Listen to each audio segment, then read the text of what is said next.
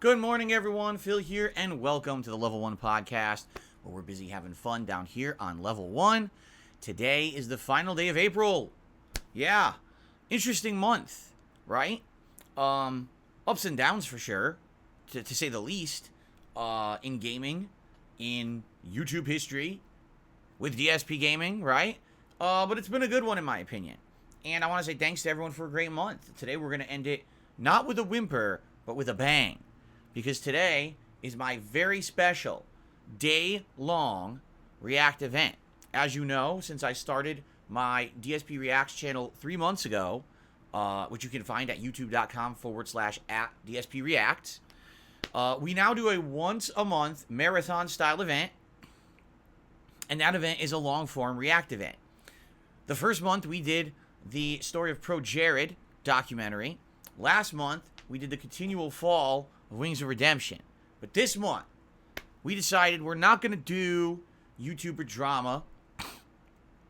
We're not going to do any downfall documentaries or anything like that. Let's do something different. And so we talked about it and we polled about it, and you guys really contributed, thank goodness. And today we determined weeks ago we were going to react to the Internet Historian YouTube channel.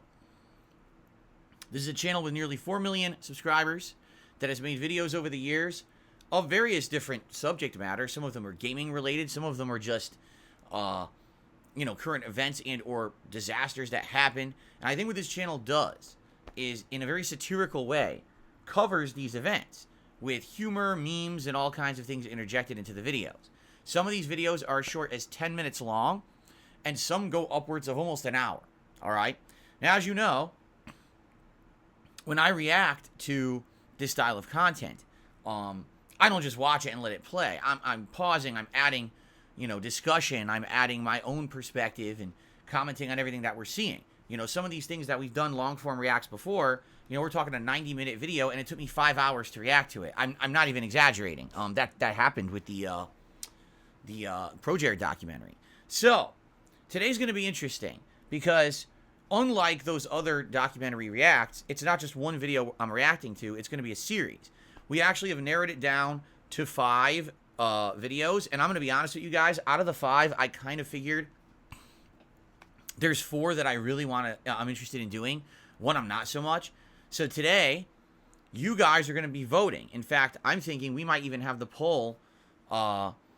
Well, here's the thing. I was thinking we would do the poll today on the podcast, right? Right now we have over 200 people in climbing on the podcast. Usually, we have more than that too. And I was like, I'll have you guys poll. But then I realized perhaps maybe we won't have the same people on DSP Reacts. Like maybe some people aren't interested in the podcast, but then they'll go over there.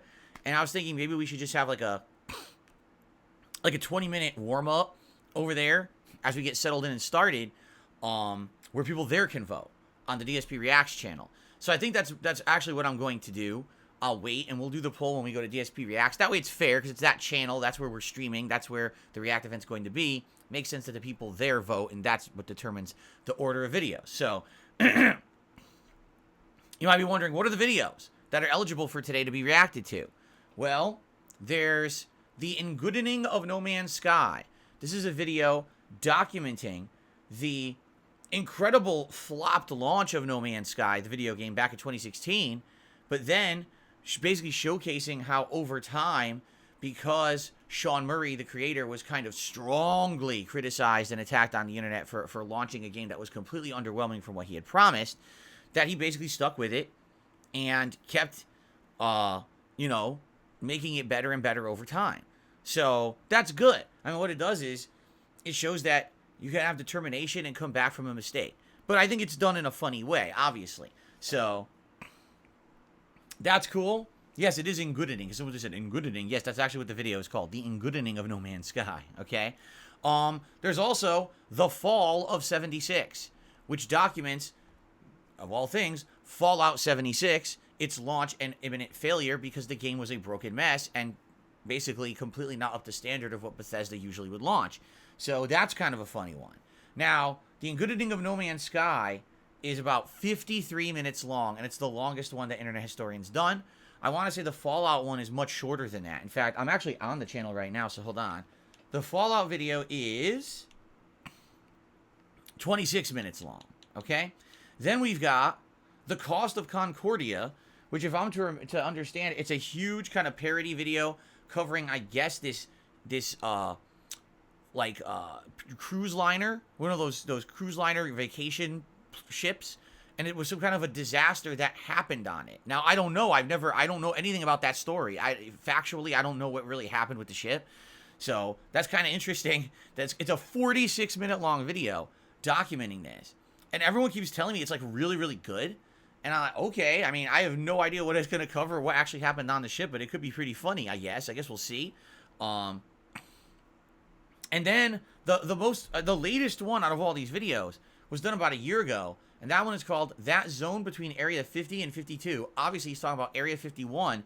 And I believe what this video covers is, if you remember, several years ago, right before the COVID outbreak that kind of rocked the world and changed everything, there was actually a group of people that for some odd reason were doing this weird online thing where they were going to get together and try to storm Area 51 in the Nevada desert. For those who don't know, Area 51 is a military outpost in the Nevada desert in the United States that is restricted access. You're not allowed in there unless you're military. So if they stormed it, they were all going to get shot. Now, the running meme about Area 51 is that there's aliens there and that maybe, a crashed aircraft or whatever, and there's evidence of extraterrestrial life. So that's kind of what the gimmick is, and that's why people wanted to go. So anyway, that one's about 38 minutes long. So we're talking 38 minutes, 46 minutes, 53 minutes, and like 26 minutes. So if you do the math there, it's basically about maybe around 4 hours, 3 hours of content, 3 to 4 hours of content. And if I react to it, it's going to be much longer. So I get the feeling we're not going to get through all of it today. I'm thinking possibly 2, maybe 3 videos tops, but more than likely 2. And it really depends on which ones you guys vote for because of their length. Because I almost guarantee I'm going to double the length. Like, for example, if Concordia is 46 minutes long, expect that to react to be at least be 2 hours long just for that video. You know what I'm saying? Probably 2 parts, 1 hour chunks. So that'll be interesting. So here's what we're going to do. We're going to do our podcast here. Then we're going to swap over to DSP Reacts, my sister channel. That's, again, youtube.com/@DSPReacts. And we'll do a little, 20-minute intro. I'll talk with everyone. We'll chill a little bit. And we'll do a poll to determine what order you want to see. And you'll vote. Whatever wins the first vote, that's the first one I'll react to. And we'll go from there.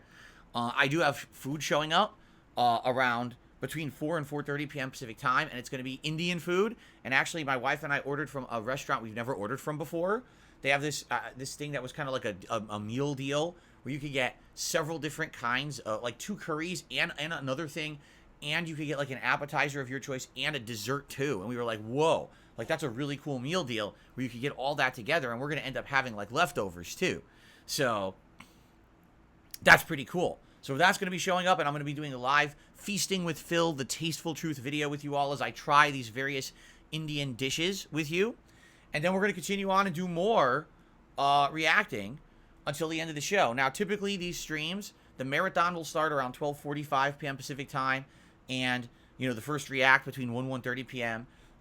We'll break for dinner between 4 and 5 and do that feasting video. And then we'll do more reacting after that. And typically I try to end these by around 7 to 7:30 p.m. Pacific time. So we'll see how, again, it really depends on how long the videos take to react to and everything. And having a logical stopping point. Obviously, if it's like 6:30 p.m. and we're not done yet, I'm not going to start another react. I mean, we're not going to finish it. So maybe we'll just do like some chill Q&A or something. We'll figure it out. So, this should be fun. I'm excited because it's something I've never done before. I reacted to these drama documentaries, right? I reacted to this kind of like real-life horror channel with Rob Gavigan. But I've never reacted to just like a random YouTuber's channel that people really seem to hold in high regard. So this could be really neat. I hope it turns out well. I hope you guys enjoy the event. And the way that I'm going to do it is, yes, it's a long-form live stream, but I'm going to split it up into parts. If you're a member on DSP Reacts, you will have access to that stream the moment that it ends. You can watch the entire thing start to finish.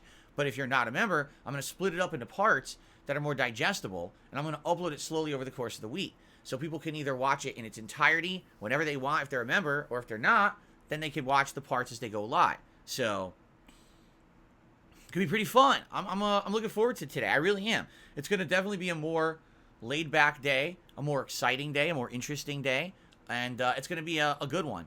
And I hope it works out, because if this works out, I feel like, you know, in the future, we could have more special events like this that are not drama related. You know, this is more comedy related. I don't need to have everything be about internet drama and the downfall of someone. Not to say that I'm not interested. For example, there's still a bunch of documentaries I would like to do. I would love to watch that documentary about the Channel Awesome and the Nostalgia Critic. I would love to watch that documentary maybe about Tobuscus and find out what the hell happened to him. Because, you know, he used to be at the top of the world, and I actually don't know really what happened with him and why he's just gone at this point, and no one talks about him. There's a lot of other things kind of left over that we didn't cover that I'd be definitely interested in. But I don't really want to, you know, do that all the time. I feel like variety, right? Variety is the key. So today should be great, all right? Today here on DSP Gaming, the only thing I'm doing is this podcast. That's it. So I hope that you're here to chill with me for a little bit. I have a couple quick stories and things to talk about today. Some follow-ups. Like, I want to do a quick follow-up about the Star Wars game. I actually want to talk about a possible big announcement, surprise drop tomorrow that, if happens, will change my schedule. Okay? It'll dramatically change my schedule. And it's a big rumor, all right? And also, I want to talk about another schedule change that I need to do because I'm stupid and I got my dates screwed up. There's a new game Tuesday I want to check out. We're going to talk about this right now as we go into the schedule, okay? So, this should be good. Oh, by the way, so today is April 30th. That means tomorrow is a new month. And as you know, here on DSP Gaming, every month I change my backdrop. So tomorrow, I'm going to have a new unique combination of art that I haven't done before. I think what I'm going to do, I'm thinking, well, I won't spoil it. I think I know what I want to do. I want to put something here and here, and it's a combination I haven't done yet. And it's going to kind of swap things around a little bit. I think it'll be good. So, yeah, so that'll be tomorrow, whole new backdrop here on the streams for the month.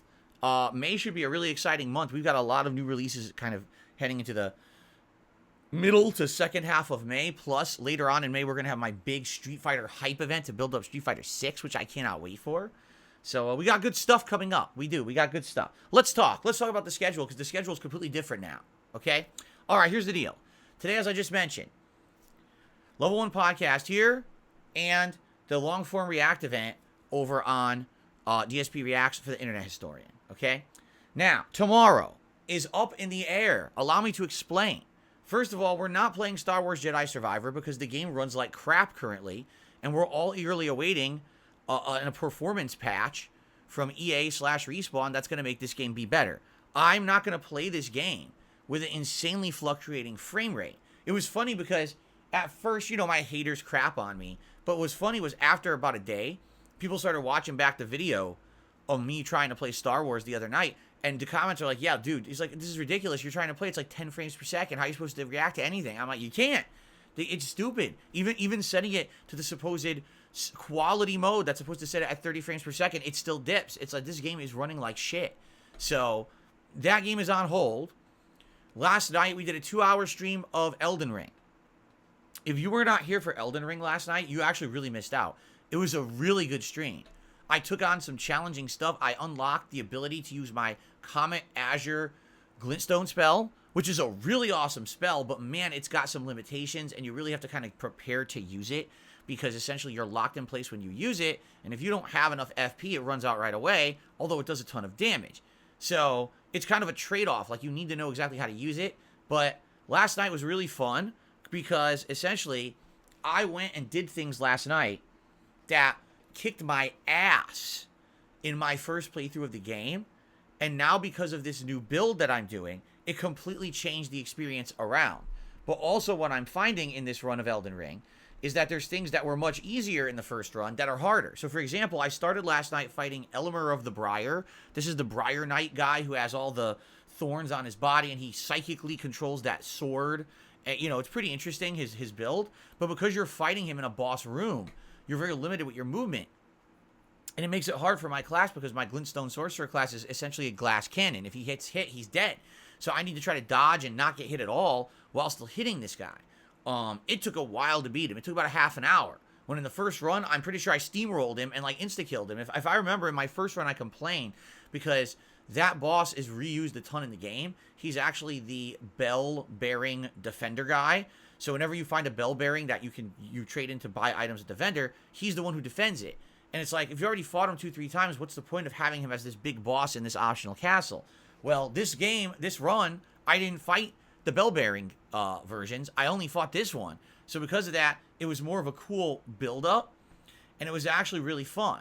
So I beat him, and then after that, because that was tough, then I went and did other things that were way harder in my first run. For example, there was the optional cave, and you need to do this cave in order to complete Selin's quest line and then get a bunch of items for this Glintstone build. So you need to go through this cave, and at the end of the cave is the Crystallian Warrior Trio.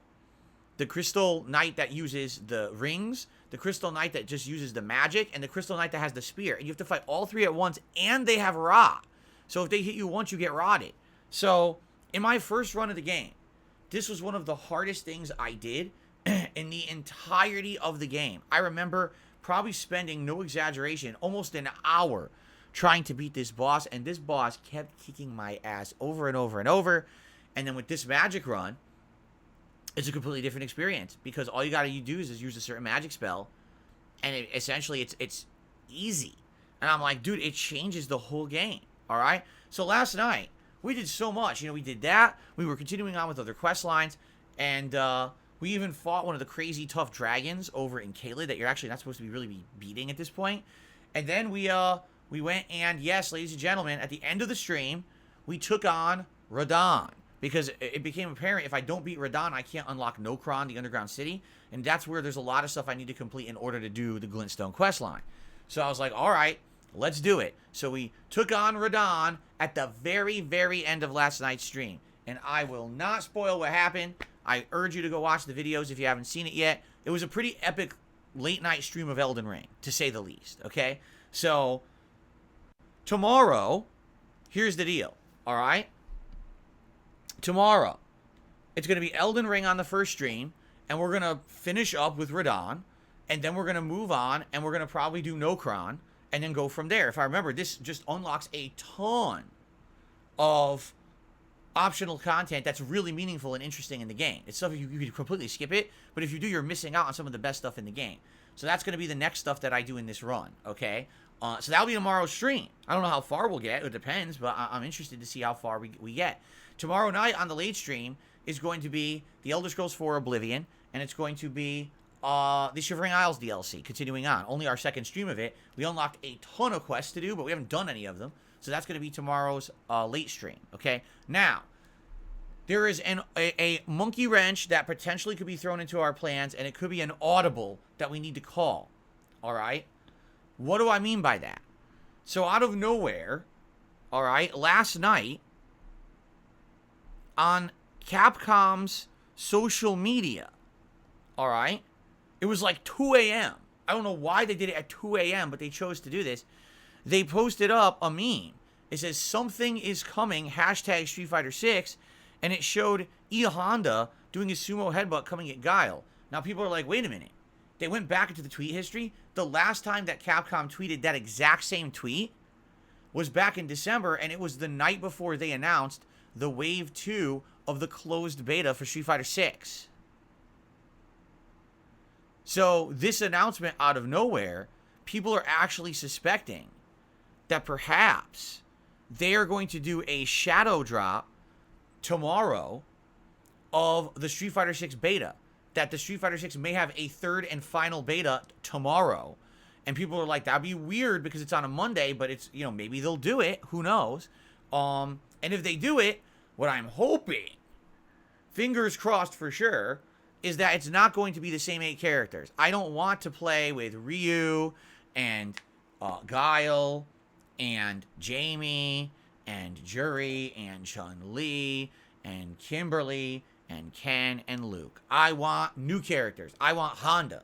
I want Zangief. I want Blanca. I want the new characters, Marissa and Manon, and I want to see how DJ plays in this one. And I'm actually really interested in Lily because she looks like a hybrid of T-Hawk and new gameplay elements. So those are the characters I'm most interested in, actually. And so I hope if they do another beta and it actually shadow drops tomorrow, that they'll have new characters. So there's a lot of ifs. Number one, will they do a new beta? Will it shadow drop? Will it be a public beta?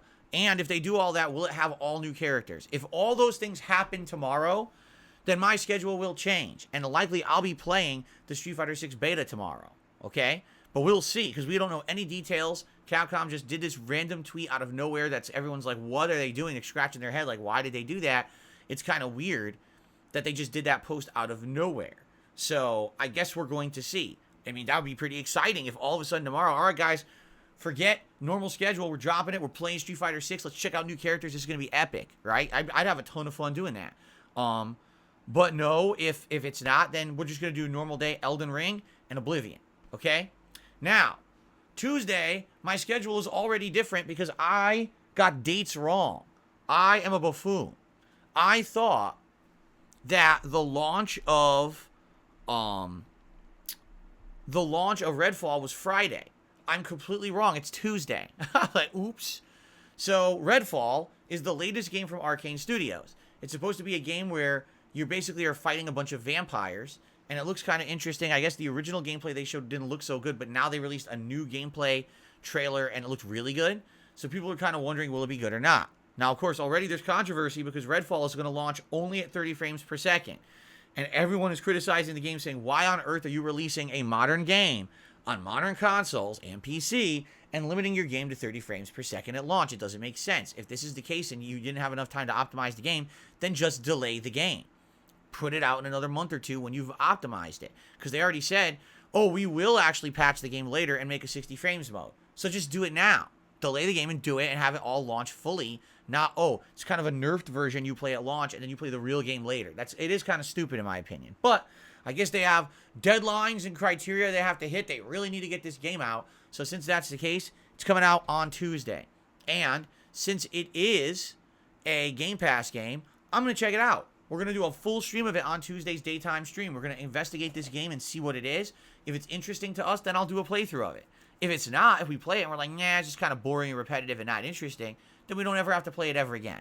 But let's see. Let's give it a shot, and let's determine if we like it or not. And then if I do, or if you do, or if we both do, then I'll probably continue on and balance it with with my other games that we're playing. Okay? So let's see what happens on Tuesday. And I apologize because I swear, originally I thought this had come out on Friday. I thought that was the date and everything, but I was completely wrong. It comes out Tuesday. So we will be playing it as the main stream on Tuesday. And then Tuesday night should be Final Fantasy V Pixel Remaster on the late stream. But again, if the Street Fighter 6 beta comes out, this whole schedule can be thrown for a loop and changed depending on what's going on. So let's see what happens tomorrow. If there's an amazing overnight announcement that Street Fighter 6 beta is launching, then we'll deal with that. But if not, it's Elden Ring, Oblivion, and then Redfall launch and Final Fantasy V. Okay? Cool.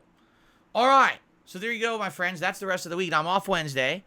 And now what we will do is we will balance gameplay over the week. You know, we got Thursday, Friday, Saturday, Sunday, Monday, Tuesday. We got a 6-day streaming week next week. And what I'll probably do is try to balance all the releases. It's going to be Redfall and Elden Ring, if we like Redfall.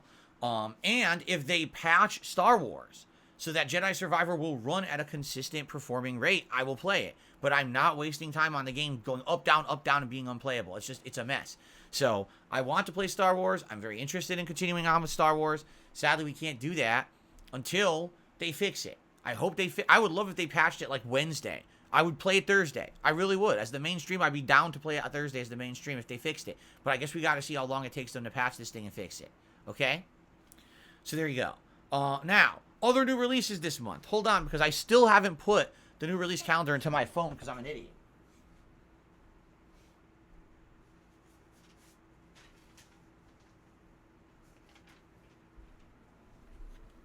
So coming up in May, all right, we've got Zelda Tears of the Kingdom coming out on May 12th. So that would mean we basically have a full week to play through games like Redfall, Elden Ring, and maybe Jedi Survivor if they fix it. And then Zelda comes out on May 12th, and yes, obviously, I'm very interested in the new Zelda game, and I'll be playing it. Amnesia: The Bunker. So this is apparently a new Amnesia horror game, about a year and a half after the last one. I don't know much about it. So I'm interested in it. I'm not 100% sold on playing it at launch, but I'm interested in it. I mean, horror games are good, and the last Amnesia game was pretty decent, I would say.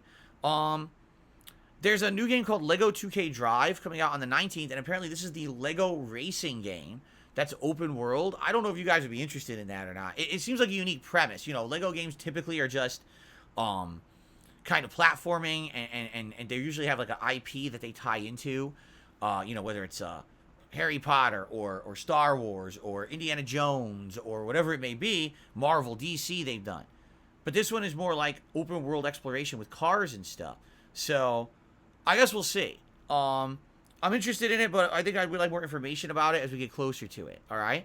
And then at the end of the month, we've got The Lord of the Rings Gollum coming out on May 25th. Do we even know anything about this game? Like, they announced it went gold, but I don't think we've seen any gameplay. I like Lord of the Rings a lot. I read the books when I was younger. I saw the movies multiple times. Gollum is a great character. The Andy Serkis iteration is amazing. But I really don't know if this game is any good. I'm down for it because I like Lord of the Rings, but I don't know if it's something that we're going to be interested in. We'll see. I guess we'll play it by ear. The end of the month, there's a System Shock remake, but sadly, apparently, it's only for PC at launch, which sucks because I've never played the original System Shock. I would love to play the remake and enjoy this game for the first time, and I can't because apparently it's not on consoles yet.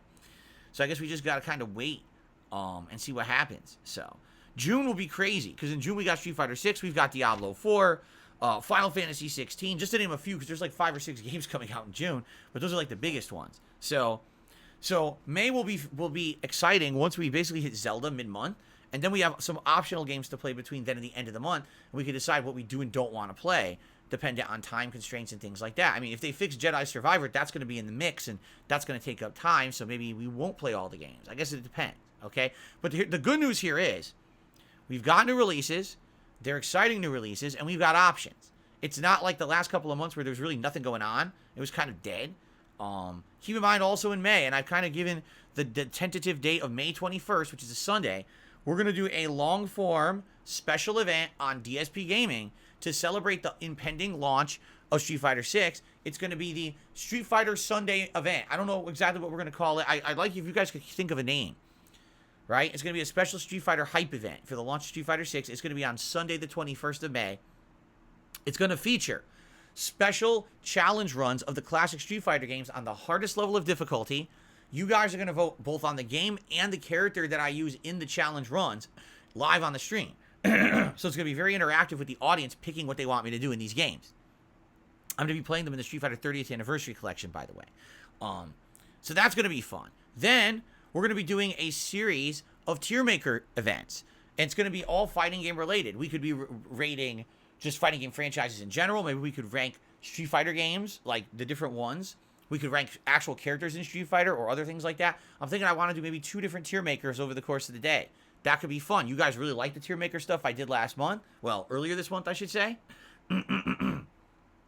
And that'll be cool to bring it back for a Street Fighter theme. Also, my wife is going to select certain recipes out of the Street Fighter cookbook that we own.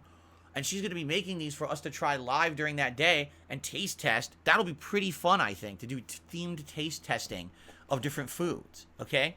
And then the finale, I might or might not dress up. We'll see.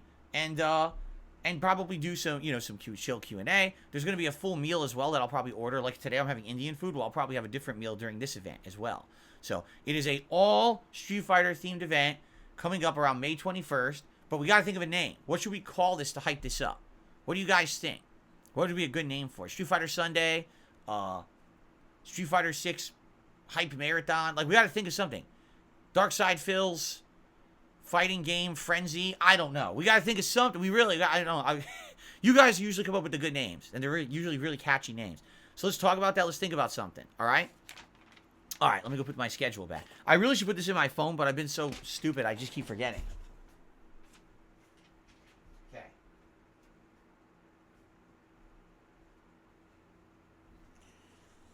Okay, one more thing, okay? So today, Is our long form Street Fighter 6 Madness, says Rugal? Maybe, because those Madness sets were some of the biggest things I ever did in Street Fighter 4. Remember, I do Dan Madness, Ryu Madness, Zangief Madness, Blanca Madness, and people loved it. They loved those sets of videos back in the day in Street Fighter 4. All right, good suggestion. We'll think about it. All right, now, one final thing before we move on from this subject matter. Today is the long form react event for the month. All right, next month we got to do another one. But what should we do? That's the question. I guess it really depends on how today goes. If today goes well, do we want to see do we react to another kind of YouTube channel that does kind of different kind of content? Are there suggestions? Someone had suggested that Defunct Land channel. I saw a video on that channel and I really liked it. It was kind of this really factual covering of how they used to have these old rides and theme park attractions and things, and how over the years they kind of fell apart, and sometimes they rebrand them into other things. I liked that. So I'm thinking maybe Defunct Land could be a cool one. And we could all tell different stories as well about our own theme park kind of like experiences and things growing up. I have a few stories. I have a horror story. Seriously. So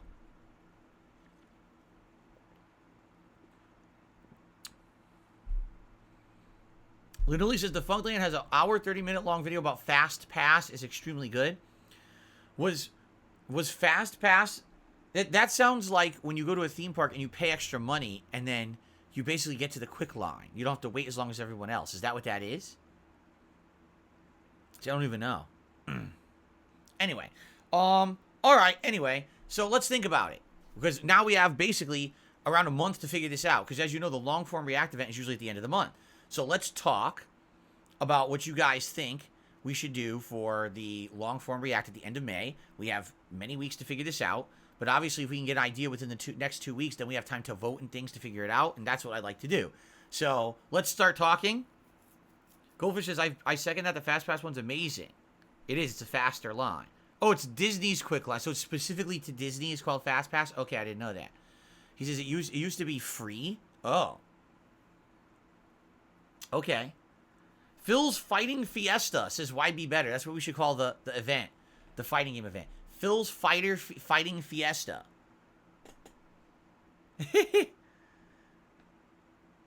Phil's Fascinating Fighting Frenzy. Oh my god.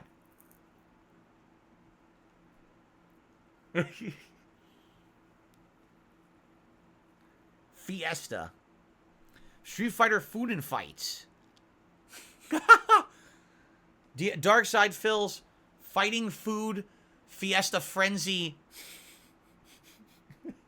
It's a lot of F sounds. Fiesta sounds good and robust. That has a good ring to it. Darkside Phil's Street Fighter Fighting Food Frenzy. No. Alright, we gotta work on this. We have some time. We have to work on this. It's just I want to hype it up. And I want to call it something that we can call it rather than saying, oh yeah, the Street Fighter 6 Marathon Hype Event. I want to have a catchy name that we can keep saying. Maybe make a piece of art that we can have on the streams to hype it up. Street Fighter Bonanza. This is a lip sync. The Bonanza. Burnell's Bombacious Bonanza. Darkside Phil Burnell's Bombacious Bouncing Baby Bonanza. No. We have to think of something better. Burnell's Brawlathon. Darkside Phil Burnell's Bombastic Brawlathon. Yikes.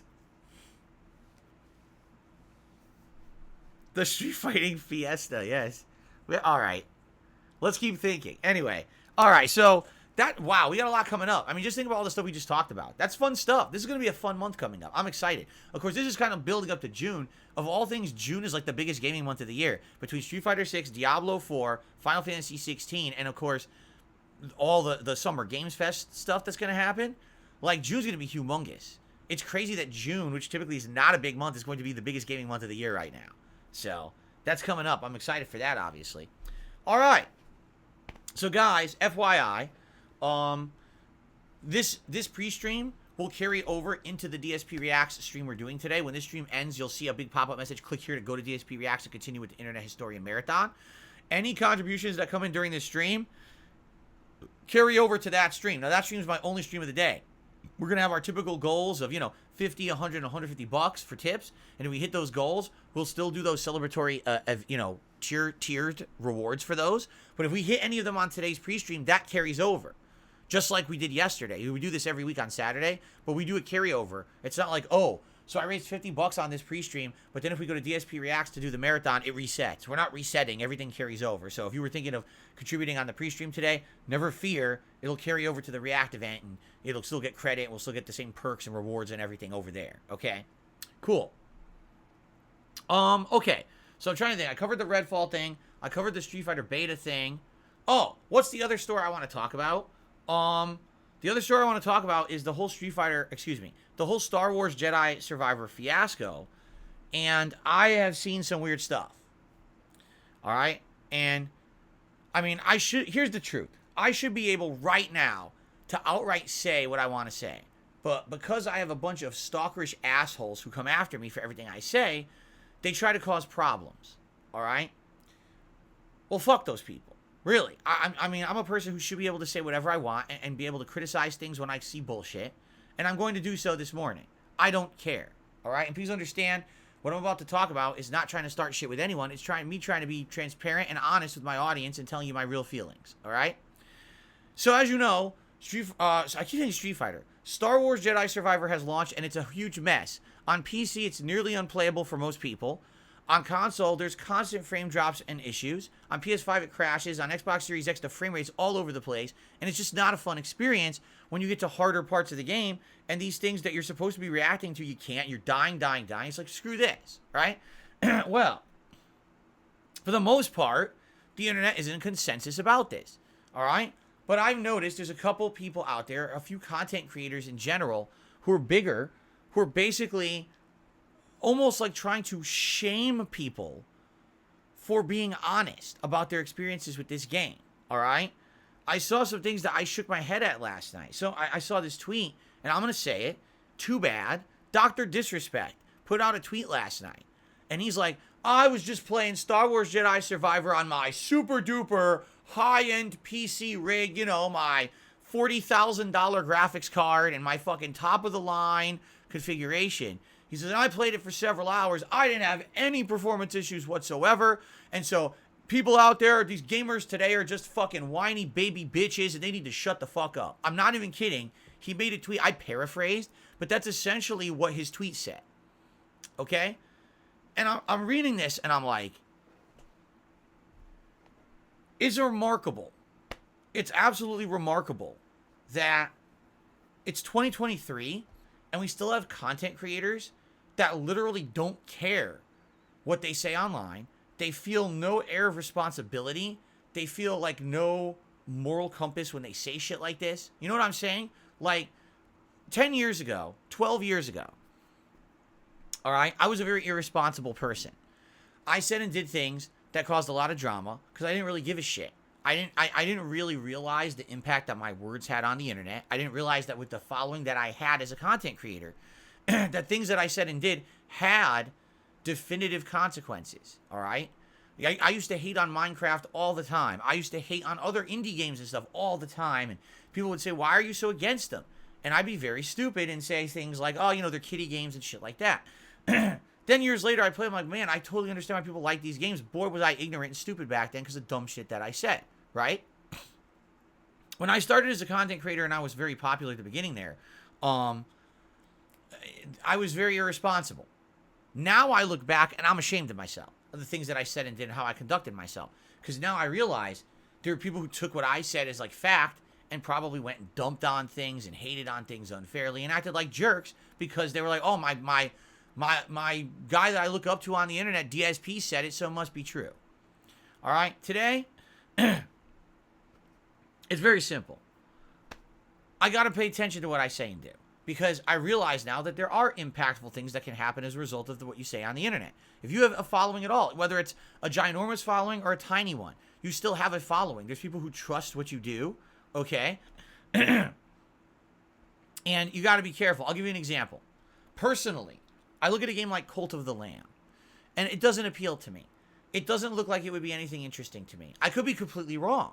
But at least when I look at Cult of the Lamb, I say, hey, perfectly fine if you enjoy it. Enjoy it for what it is. Go play it. For me personally, it looks like kind of one of those flash-in-the-pan, viral popularity indie games. It doesn't look like anything that I would really enjoy after like a stream or two. And I don't think it's worth my time. But by all means, you go enjoy it if that's your cup of tea, right? Back in the day, I'd be like, that game's a piece of shit. The only reason anyone would play it is because some streamer played it. It's junk. It's for kids. It's crap. Forget about it. And I'm not gonna say stuff like that anymore because I've grown. I've become way more mature and intelligent in my head. I've become much wiser, and I realize that words like that can be harmful, right? And stupid, quite frankly. It's an uneducated take. If I've never played the game, how can I crap on it? That'd be pretty stupid. What I can tell you is it doesn't look like it appeals to me. That's why I don't want to play it on my stream. And that's my justification for kind of avoiding the game. But that doesn't mean it's a bad game and I should be shitting on it like I used to a decade ago. Okay? But when you're someone the level of Dr. Disrespect or others, it wasn't just him. I'm singling him out because he was like the most prominent one that did it. And I don't know if Dr. Disrespect has some kind of a partnership contract with EA or not. I don't know if money is a factor here or what it is. All right? But it's this simple. People are not just making this shit up on the internet to get jollies off to destroy Jedi Survivor. All right? The game is running horribly for a lot of people. Thousands of people have documented their awful experience. That's why it's being review bombed on Steam. That's why people are posting up memes about it all over the internet. I have video evidence. My first 5 hours, the first 2 hours were choppy. The final hour was so choppy, it was literally unplayable. Okay? Literally unplayable. So, my experience is I'm having these issues. And when you see a tweet like that from this guy, it's not just like, well, I had no issues, but I feel sorry for those who are, this sucks. It's no, I had no issues, therefore everyone who's bitching on the internet is just a whiny little bitch and they need to grow up. Like, he literally said that in his fucking tweet. It's like, dude, do you not understand? With the size of the content creator that you are, with the audience you have, and the attention you bring, when you say shit like that, it's harmful. What you're doing, you're actually hurting the gaming community. All right? You're essentially saying, oh, it's good, just ignore all the problems with launch games. No one should ever complain or demand better. Just pay money and shut the fuck up. No, that is completely contradictory to what we should be doing. We should be standing up for our rights as consumers. When we buy a game and it runs like shit at launch, we should be collectively getting together and we should be saying, no, we demand better. We paid you our money, now give us a quality product. Now, just because you're a big game studio like EA, you'll fix it in 3 months, right? No, we paid it. You need to freaking give us exactly what we want, right? So, I don't know. And the thing is, perhaps it's bullshit. Maybe he was joking. Maybe he was. I don't know. I didn't watch him play it on his stream. But it's kind of silly to make a tweet like that. Because even if it's a joke, it's a harmful joke. Because people will see that and think he's being serious. Wow, Dr. Disrespect says there's nothing wrong with this game. Now people might go buy it. I just, again, it continues on with the line of irresponsibility. I hate to say it. This guy has shown a track record of irresponsibility with his actions over the years. He kind of thinks that he can just do whatever he wants and everything's just a joke, right? No. When you have that level of popularity, you have to start treating yourself seriously and responsibly. And even if it's a joke tweet, it was a parody tweet. It's actually, I believe, the opposite. Then don't make the fucking tweet. It's stupid. An outsider will see that tweet and be like, no, he's supporting the game. And like I said, reading the tweet, you'd think he has a partnership with EA or something, So, it wasn't him, it was a few other people too. And again, maybe these are people trying to make sarcastic jokes about it, but I think that it's kind of more harmful than good. You shouldn't be doing that in today's modern day.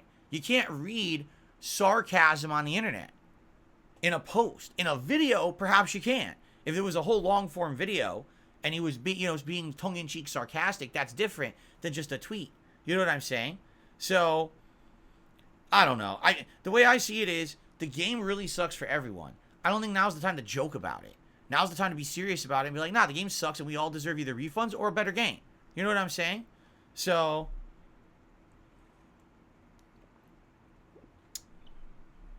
some people are arguing with me. Yeah, I know. Here it comes, right? Here comes the fucking fanboy defense force, whatever. Yeah, because just because someone's a big content creator, they're immune to any criticism, right? God forbid. I'm not crapping on the guy. I'm not saying his content's bad. I'm saying I think it was a pretty irresponsible tweet on his behalf. And like I said, it's not just him. There's a couple others as well that were smaller than him who were kind of making similar tweets or even responding to his tweet.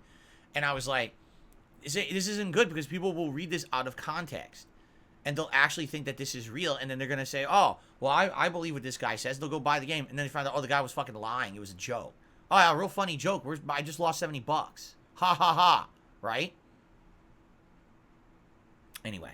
All right. So I hope they patch the game. The thing is, I'm not even lying. Like, I like the game. And I'm pissed because I want to play Jedi Survivor right now. Like, I was in the middle of a cool area. I was exploring this town. I was fighting droids, boss fights. And I had to stop playing it, and I really want to play it. So I hope they patch it soon. Like I said, the ideal state, if they patch it like Wednesday and I can start playing it again on Thursday, I'd be really happy.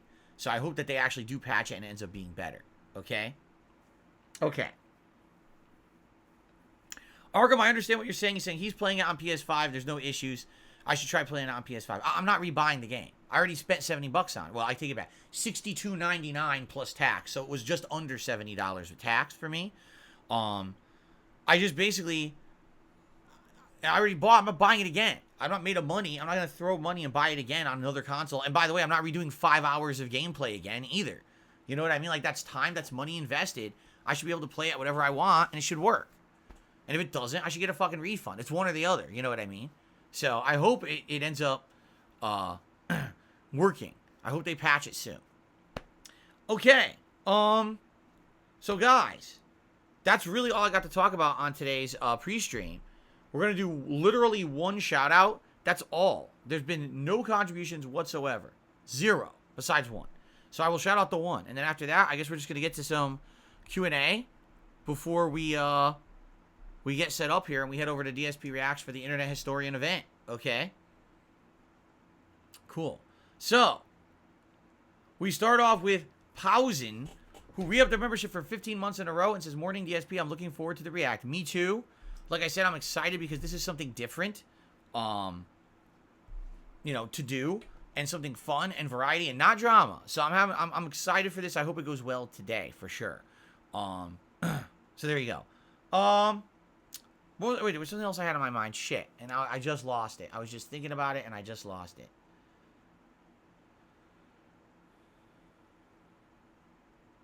Ah, fudge. Whatever. All right. So, guys, let's open this up. There's some Q&A. If you want to talk, please tag me in the chat. We'll have a little bit of back and forth before we get set up and we head over to the React channel. Okay?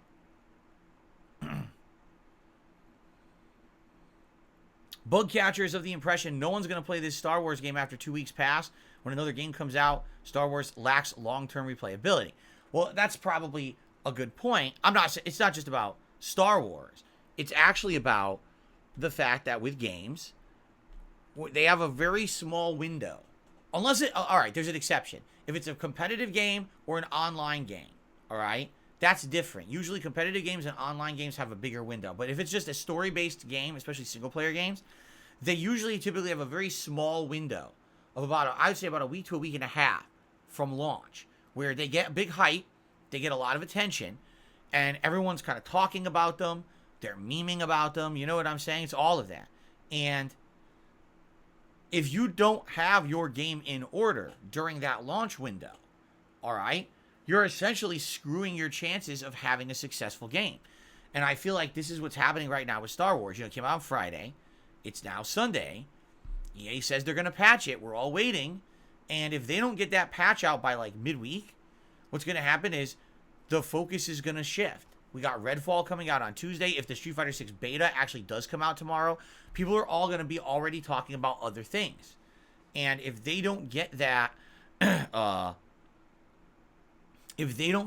consistency down where, we're going to get that patch out right away, and then, we're going to continue to improve the game, and we're going to listen to the demands of our consumers who are upset about the game, this game will be forgotten. And that's a concern for me too. You know, I spent almost $70 on it, all right? And if I don't play this game within the next week, like let's say they don't patch the game until 2 weeks from now, will anyone really care about the game 2 weeks from now? Or are you guys just going to say, just don't even bother with it. Just do other stuff, right? It very well could be that. You guys could say, oh, well, don't play it. And that would be sad because apparently the game is good. You know, the reviewers who played it and got through it said the game is outstanding. I was really enjoying myself until the performance issues hit. So imagine a game that could be a Game of the Year contender that ends up being a game that's completely skipped over and forgotten by most people because of a bad launch and a botched attempt to fix it. You know what I'm saying? So I hope not. I want to play this game and enjoy it, and I'm nervous that if they don't get their asses in gear and get this patch out right away, that moment, that flash in the pan hype is going to fizzle out, and people are just going to want other things, including me. I'll be ready to move on. No one's going to want me to go back and play Jedi Survivor. They're going to be groaning whenever I try to wedge it into the schedule. You know what I mean?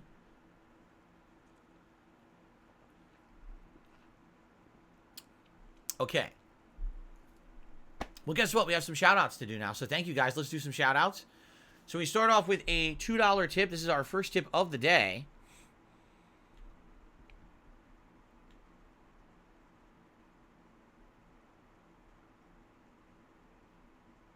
What? I don't know if I believe this.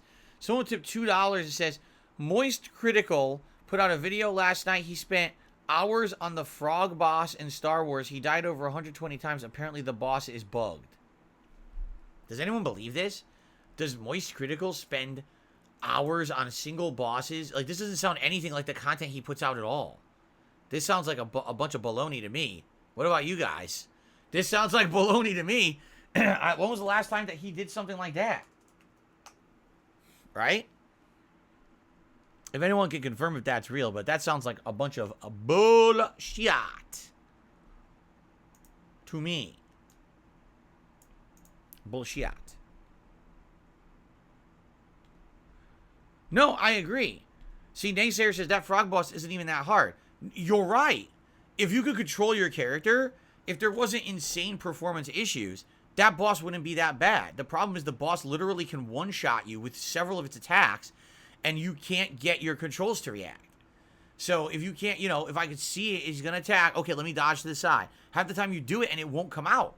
You're like, what the hell is this? I mean, I might as well just fucking put my controller down and let the boss just eat me. What's the point? Exactly, the Rancor wasn't bad. The Rancor killed me a few times, but there wasn't massive performance issues fighting the Rancor, and I was able to beat it in like 3-4 tries, right? I think it was like 4 or 5. While this frog thing, it just, the game will not run well in that cave. It's shit. Okay. Char has our first super chat of the day. Thank you, Char. I appreciate that. And then we've got Dark Maggot, who has re-upped his membership for 23 months at the super supporter level. Thank you, Dark Maggot. He says, cheers. I loved Fallen Order, but I never actually finished it. It's pretty sad to see the new one has the same issues at launch. The latest Digital Foundry video really shows how badly optimized it is. Oh, did they put out a video about these issues? That's interesting. I completely agree that, again, this is supposed to be a high-profile game from a big studio. You can't put it out in 2023 like this. Enough forgiving these guys and saying, oh, it's fine, they'll fix it in a couple of weeks. No one cares about a couple of weeks. We want to play it now because we bought it. If we don't play it now, we just don't want to play it at all, right? So, yeah. Thank you, Dark Maggot. I appreciate that. Hemlover is saying it's real. He says, there's a video called The Boss that almost made me rage quit, and there's a picture of Ogdo on Penguin's Zero channel. So he did do it? Oh, okay. Well, then I take it back. If it's true. It sounded like maybe someone was trying to start some drama, but that's interesting.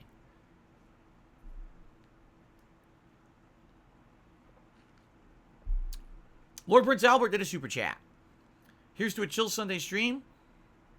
Did anyone mention you have a resemblance to Kid Muscle from the Ultimate Muscle anime? All the time.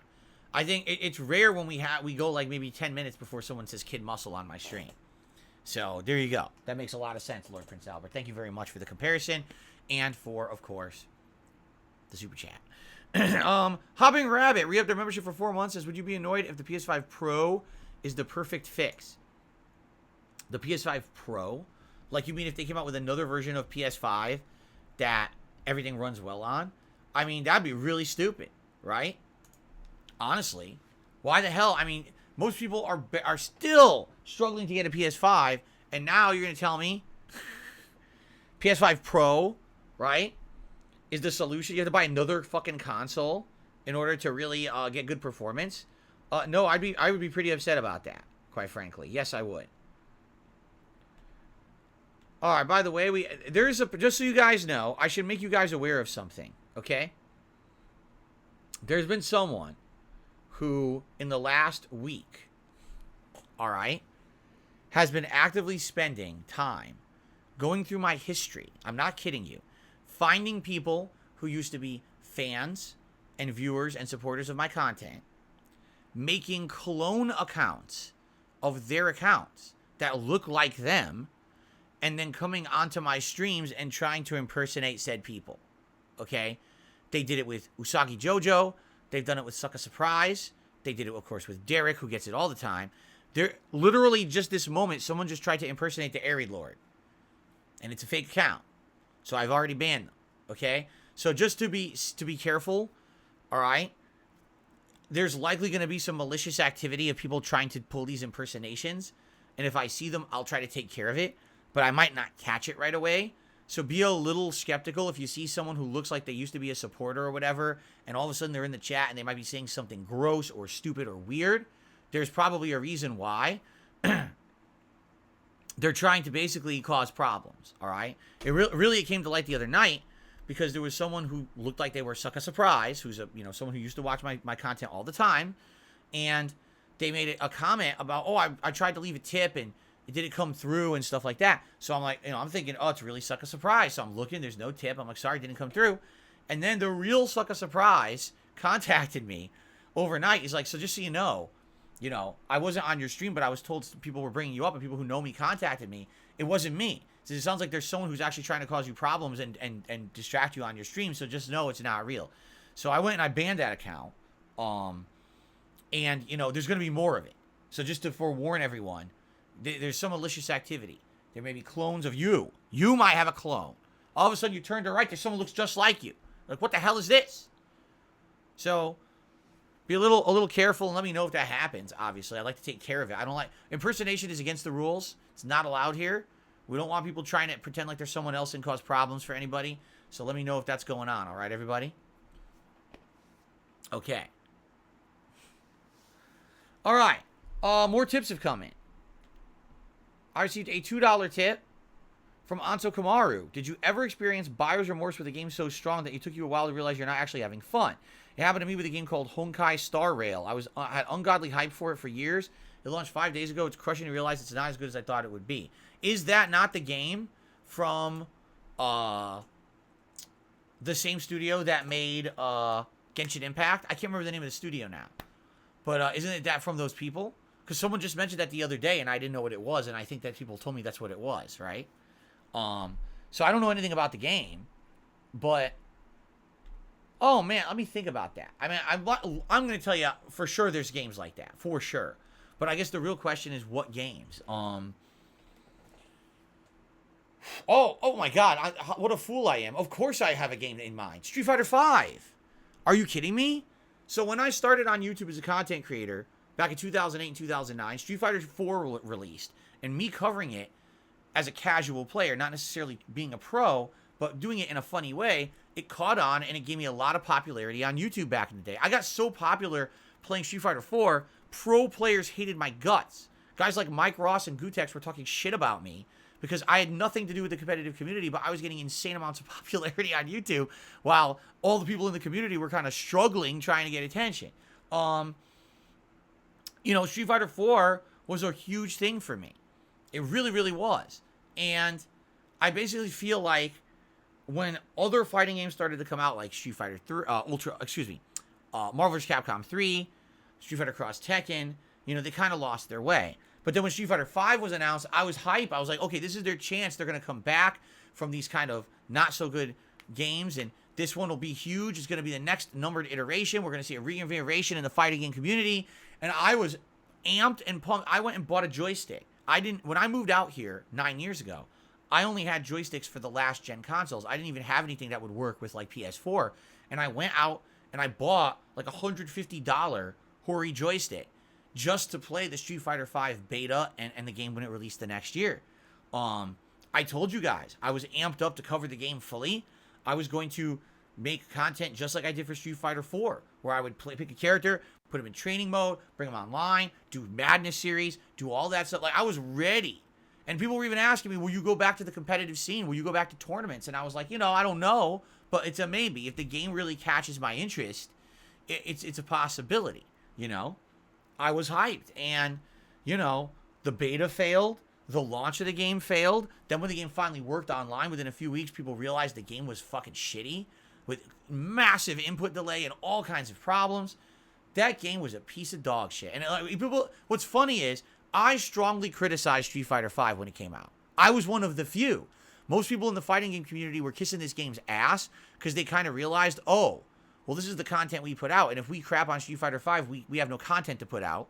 So we all have to play this game and basically bear with it. So I got a lot of flack and criticism. And a lot of people say, don't listen to DSP anymore. He's just a dinosaur, yada, yada. But it's funny because now people are finally honest. Now Street Fighter V is done and Street Fighter 6 is about to come out. You can see so many notable players coming out and saying, oh yeah, Street Fighter V sucked. It wasn't until like the last 2 years that the game existed when Yoshitori Ono, who used to be the producer of Street Fighter, and he got fired basically. Once he was out of the picture and they brought in this new team to start running it, all of a sudden the game got better in the last 2 years of its existence, right? It's like, yeah, but what about the first 5 fucking years? That I was saying it was shit, and everyone shat on me for that, right? Like, that was a game that I went into with really high expectations. I was hyped for it. I was excited for it. I bought a joystick for it. I was amped and primed and ready to cover it like I did with the launch of Street Fighter 4. And that was the biggest disappointment for me. It was such a huge flop.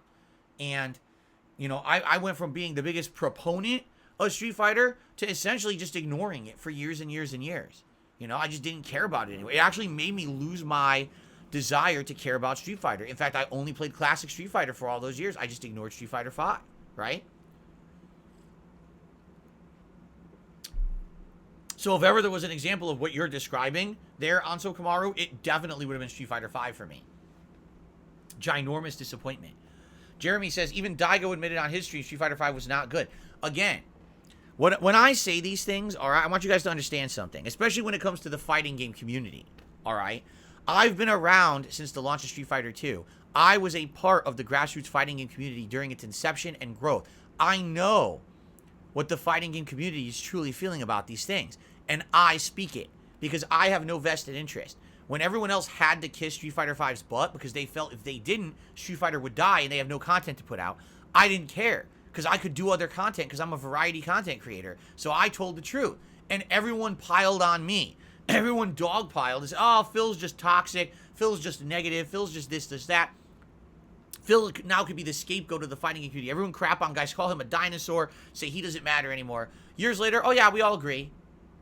Oh, interesting, right? Very fucking interesting. So please understand, when I come from these places, like I'm coming from a place of experience. Even though these moronic idiots on the internet have destroyed my reputation in the last decade and say, oh, Phil was never good at fighting games. Blatantly factually false. Phil has no experience, doesn't know what he's talking about. Blatantly factually false. I know what I'm talking about. Street Fighter V was shit. All right? Maybe the final year or two it was better when Ono was out, but I don't know. I didn't play it then. It was bad for 5 fucking years. So enough with the bullshit of this community always fucking trying to protect itself and fucking hide the truth. Fuck that shit. The game was terrible, and anyone who fucking pushed it for 5 years was a shill. They were only cared about was their own fucking views and fucking making money. It's stupid. The game was terrible, man. Okay?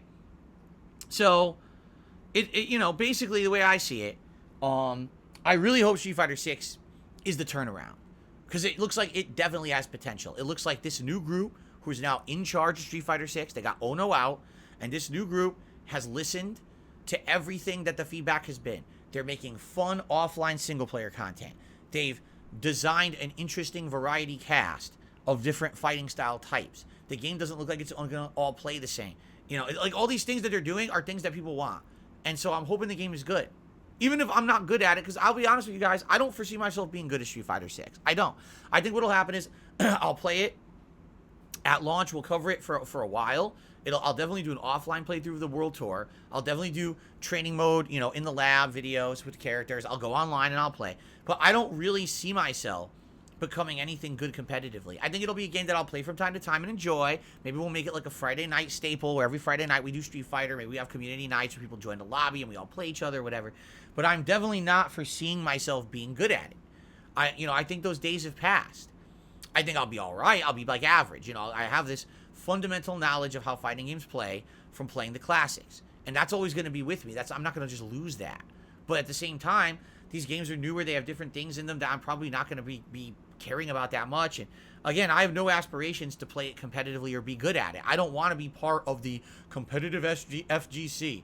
I don't. I don't want to be part of the drama. I don't want to be part of the fucking nonsense. We already have corruption where there's $1 million Capcom Cup and people cheated to play the beta, the closed beta, that was only supposed to be played 2 weekends, and they've been playing that beta for 6 months, and they're all cheating to win. It's like, already? The game isn't out yet, and already we have this drama. So why do I want to be a part of that? I don't. I'll cover it in my own way.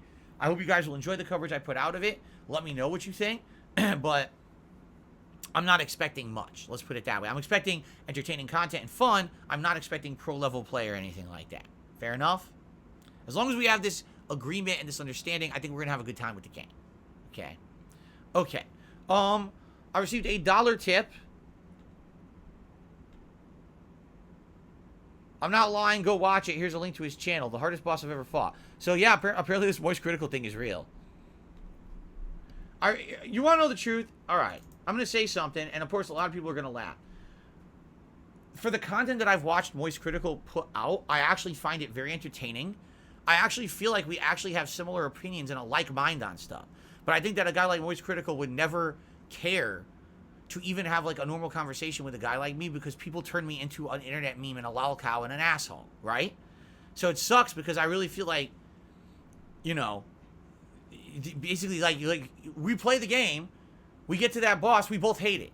We have that same feeling. We have that same exact opinion of the game, right?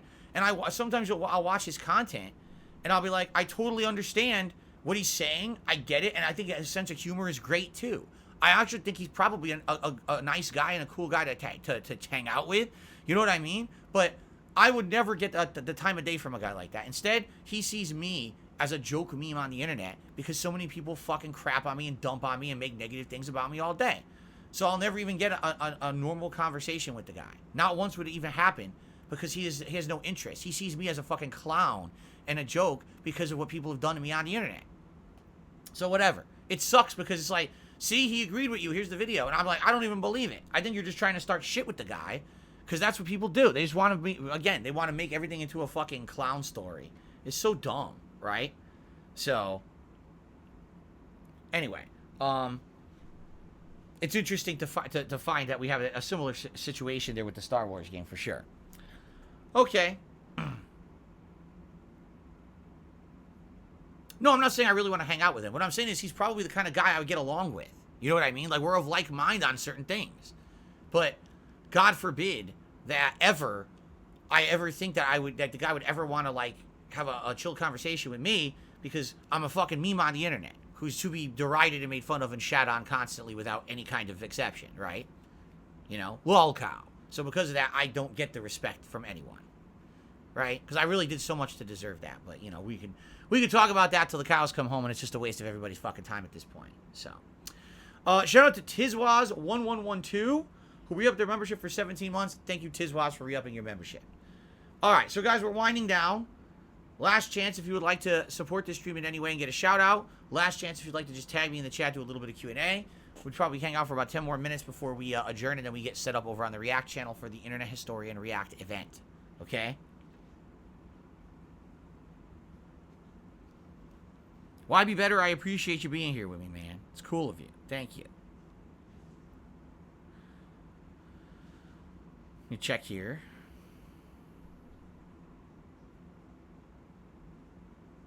Cool. I'm excited for the food today coming. Like I said, we're actually trying out a brand new place for Indian food, and we got a good variety of stuff coming. Should be interesting. Got another tip.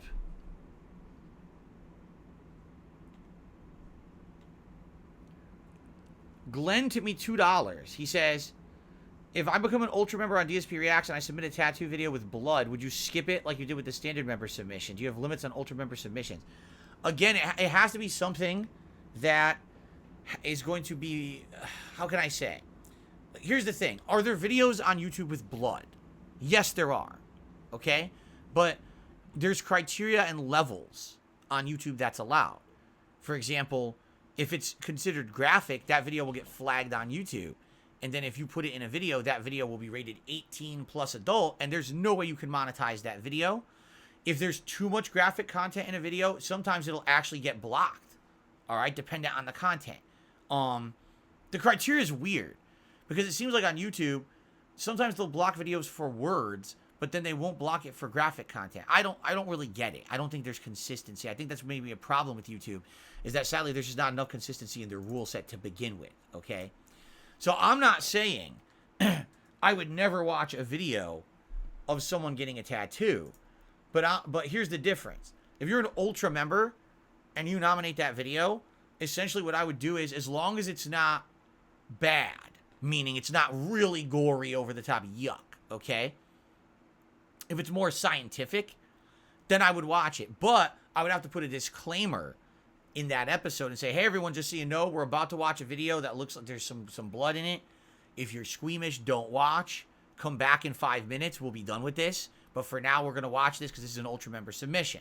All right? But there's definitely criteria. Like, for example, no, I'm not going to let someone, nominate a video that's a racist video or a sexist video or a gory, disgusting murder video and stuff like that. That's not allowed. It has to be something that would be allowed. The reason we skipped it during the standard submissions from members is because, number one, there's no guarantee I'm going to watch those member submissions. And number two, we have a ridiculous amount to get through. If there's a video that's going to give people problems, we're just going to skip it.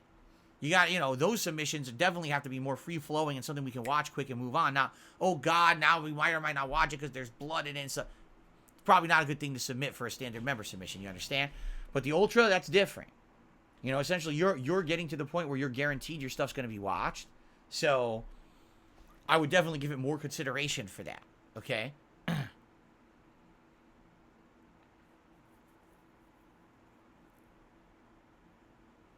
Have I considered Indian sweets? I don't know too much about Indian sweets at all.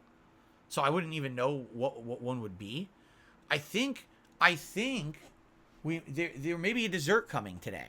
I think we might actually have a dessert of some sort coming from this Indian restaurant. I'm not sure. Hobo X says Digital Foundry released their PS5 Star Wars video saying the PS5 tried to keep the frame rate above 30 by dropping the resolution very low, even below 720p. Wow, that's so bad. What happened? What fucking happened? What is going on with this game?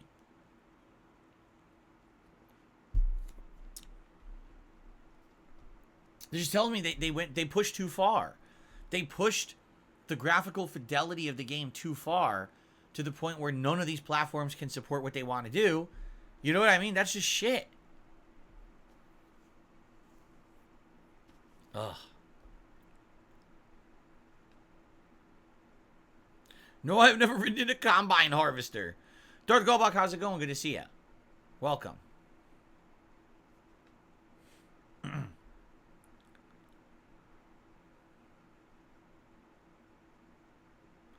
There is no late night stream, Arkham. Today's a marathon. Once we finish this podcast in a few minutes, we're all going to head over to DSP Reacts together.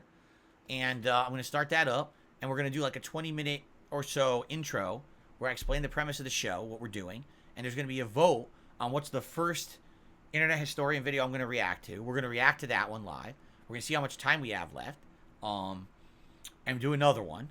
And then there's going to be food coming around between 4 and 5 p.m. So we're going to do a Feasting with Phil, the Tasteful Truth episode of Indian food.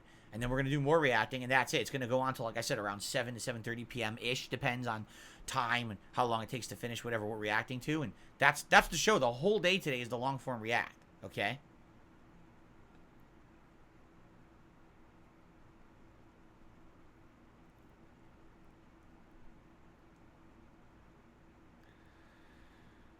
Literally says it took Moist over 2 hours to beat that boss. I guess you would have been able to beat it in 2 hours. Here's the thing. I definitely would have beaten it if I stuck with it.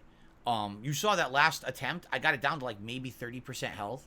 So if I just kept getting, being determined, I definitely would have beat it. But the point was I wasn't having fun anymore. Because the game wouldn't react and it was so sluggish and dropping frames, it wasn't a fun fight. It would have been a fun, challenging fight if the game was responsive. I would have had a good time with it. But at that point, I was like, I just don't want to play anymore. It ruins your overall experience, right? Stupid.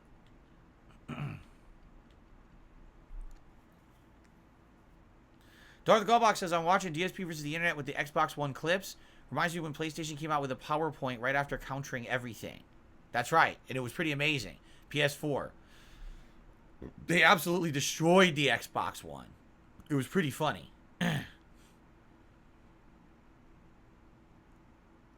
What's going on, Jade? Good to see you. He says, I'm going to chill with you on DSP Reacts. Jade, you might like it. I don't know. Jade, here's the thing. I've never watched the Internet Historian's videos. You might enjoy them. We might like them. Watching them together, I don't know. But it would be cool to have you hang out over there.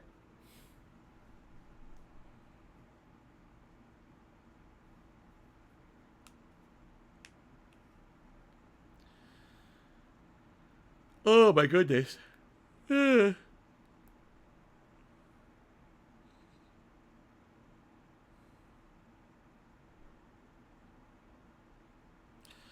I understand what you're saying, but at the same time, do you not feel the consumer deserves better? So Arkham says, not everything can be a masterpiece when it comes out. Games like that, when they first launch, they're going to have bad things about them, but then they'll patch it and it turns out being a really good game.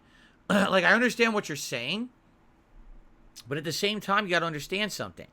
I want you to put this into perspective, okay? Let's say you go to the grocery store and you buy a bag of apples, all right? But the bag of apples is horrible. Do you agree with the grocery store that that's okay as long as those apples will taste good next week? You can't eat the apple till next week. It just has to sit around your house and not taste good. If you buy a car, right? And the moment you drive the car off the lot, the car is sputtering and stalling and the tires keep losing their air and you're told, oh, just wait 2 months and in 2 months the car will run fine. Is that acceptable? No. The moment you buy things, you're supposed to have the product at its optimal value and usage. You're not supposed to be buying something and then having a time lock release of when you can enjoy the product you already bought. You know what I'm saying? Like, that's stupid. That doesn't make any sense whatsoever. So, just in reality, no, this is not acceptable. I'm sorry. Like, I understand people like, as long as it's eventually good, it's fine. I don't like that mentality. And I hate to say it, I almost think that games like No Man's Sky or Rainbow Six Siege kind of created this mentality among gamers. Just forgive the initial mistakes and just, wait for the good game to eventually come. And I think this kind of created a very bad mindset among consumers. That should not be how it is. Those are the exceptions to the rule where the initial offerings of those games were awful. But then over time, the game developers bought into the fact that people were supporting them and said, okay, we will live up to what we promised and the expectations, and we're going to continue to improve our games till they're good playable games. I don't think that we should all just collectively say it's okay to release a broken game and we'll just trust us, we'll fix it later. No, I don't think that should be the case at all. I think that's a bad mindset. That's a bad way to go about business, quite frankly. Okay? Okay. I received a $2 tip. Thank you, Spartanius one. I'll check on that. I don't know right now. I will check on that. Thank you, Spartanius one. It's a $2 tip from Spartanius one. And he said that he shot me an email that I need to read later, and I will. Thank you. So far, no one's beaten a $2 tip, which is why the anonymous guy is still up there. If anyone goes above $2, you'll trump that guy and get on the leaderboard. Let's see here. Darth Goldbox says, remember, they actually delayed this game a month, and it still comes out like this. I didn't even know it was delayed a month. But you guys are probably right. It did get delayed, right? Jeremy Kyle says, try this Chinese dish. It's roasted pork, crispy pork, and duck. Bok chow with white rice. I love duck. I'm sad because out here, there isn't a lot of like Chinese restaurants that are non-Americanized. You know what I'm saying? Like most Chinese restaurants have been Americanized to the point where they're only serving like, oh, orange chicken, sweet and sour chicken, kung pao chicken. It's like, that's not what they eat. Those are Americanized versions of the dishes. I want like an authentic meal, an authentic dish that's something that they would make. What you just described sounds like something they would actually make, you know, in a real Chinese restaurant. A real authentic Chinese chef. So, that sounds good. But like duck, I know for a fact duck is a huge staple in real Chinese cuisine, but I can't really find anywhere out here that does it. There's one restaurant I found that does duck, and it's a smoked duck, and I've had it, and it was pretty good. But smoking food is okay. It's not something I want all the time. So I had it the once I thought it was good, but I probably wouldn't like be desperate to go back there and get it again. So yeah, it's a little disappointing, I would say. I wish we had more authentic Chinese restaurants out here. We only have like one or two, I would say. And one of the ones that I really like doesn't do duck. I'm like, ah, sucks.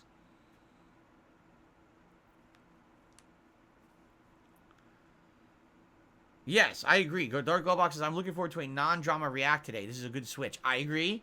And again, it's not that I'm not interested in doing maybe future documentaries. Like I said, that Nostalgia Critic / Channel Awesome documentary, I'm all over that. I used to be a huge fan of them.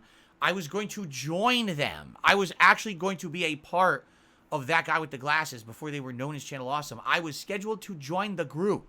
And I guess I dodged a big bullet because of all the stuff that's apparently happened over the years with that group.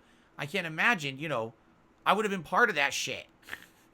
So, interesting. And I'd love to watch that one. And there's many others as well. That kind of stuff, I think we will get back to it. But for now, I'm excited to do something different, for sure.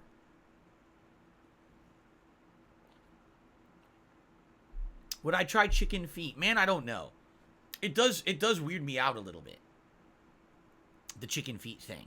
I don't know if I would enjoy it. Maybe I would, because a lot of things that look gross or sound gross end up tasting great. So maybe I should give it a shot. I don't know.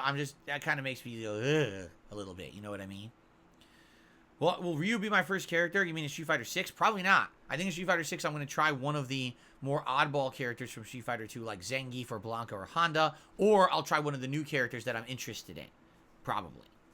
Gas Bavelli has re-upped his membership for 21 months. Thank you, Gas Bavelli, for the re-upping.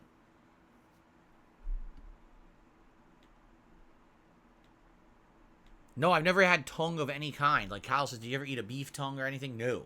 I know that's also a popular dish. I never had that.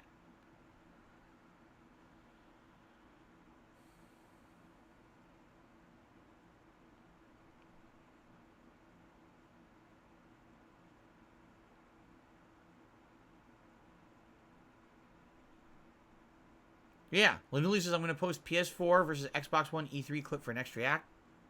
Could work. Could be fun. Do I like fried pickles? I've only had them once. When I had them, I thought they were good.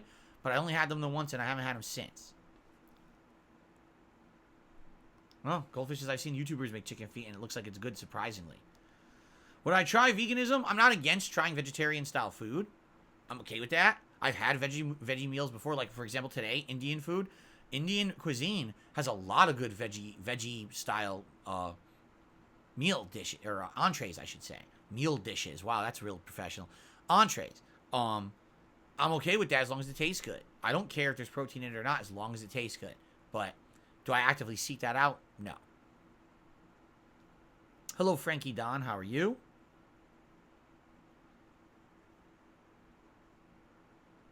Would I try to do... Would you try to do stand-up? Jackie or Artie? I like both Jackie the Joke Man and Artie Lang on a Howard Stern show, which I'm assuming is what you're asking. Would I try to do stand-up comedy? Probably not.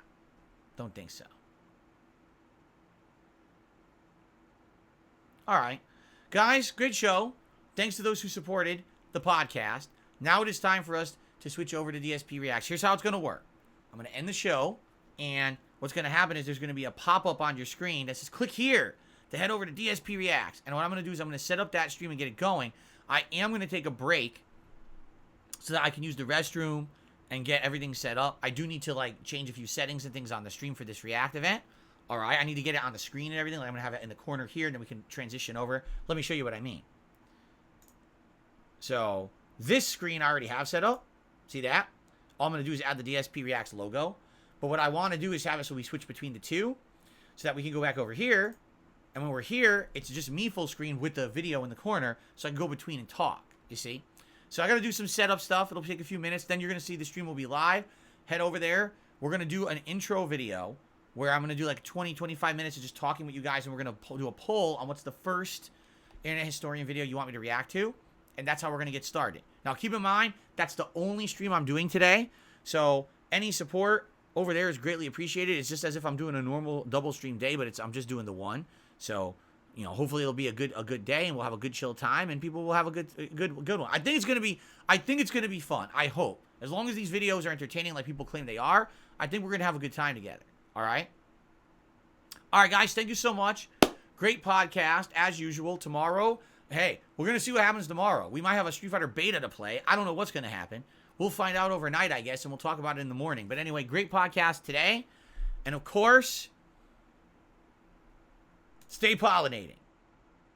And I'm sorry that I can't play any music right now and that everything's screwed up because of the false copyright strikes, but I swear that this intro or this outro will be better once those get cleared up in about a week and a half's time. But anyway, thanks for watching, everyone.